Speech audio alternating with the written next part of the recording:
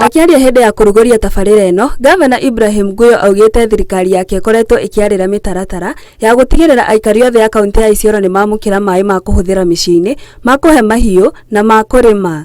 For this particular project, which is going to be commissioned by His Excellency the Governor, we have Biliqi and Korbesa water projects.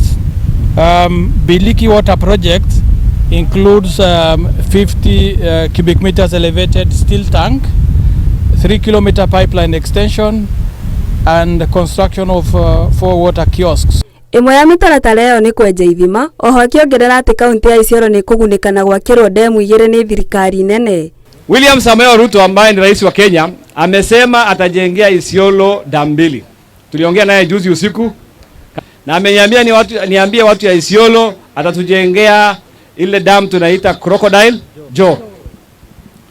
Crocodile Jaw ikitengenezwa tutaweka 200,000 acres under irrigation. Ndio ili Isiolo ikue food secure. Demu ici nĩ igũteithĩrĩria ũrĩmi-inĩ wa makĩria ma eka 200,000. Ĩno ĩ njĩra ĩmwe ya kũng'ethanĩra na ng'aragu gĩcigo-inĩ kĩu. Mũrũgamĩrĩri wa USAID na wĩri kaunti-inĩ ya Isiolo augĩte ngwatanĩro yao nĩ ĩrutĩire kũnyitanĩra na thirikari ya kaunti gũtigĩrĩra aikari othe nĩ makinyĩrwo nĩ maaĩ.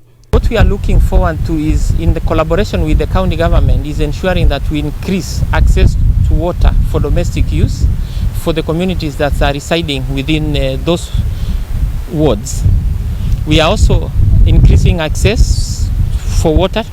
Aikari a Biliqi nĩ makenete nĩ tabarĩra ĩno, kuona rĩu nĩ makũhũthĩrio thabarĩ ndaya cia gũthiĩ gwetha maaĩ. Kĩribotera Inooro TV, Chetagwo Arisi Joki wa Wanderi.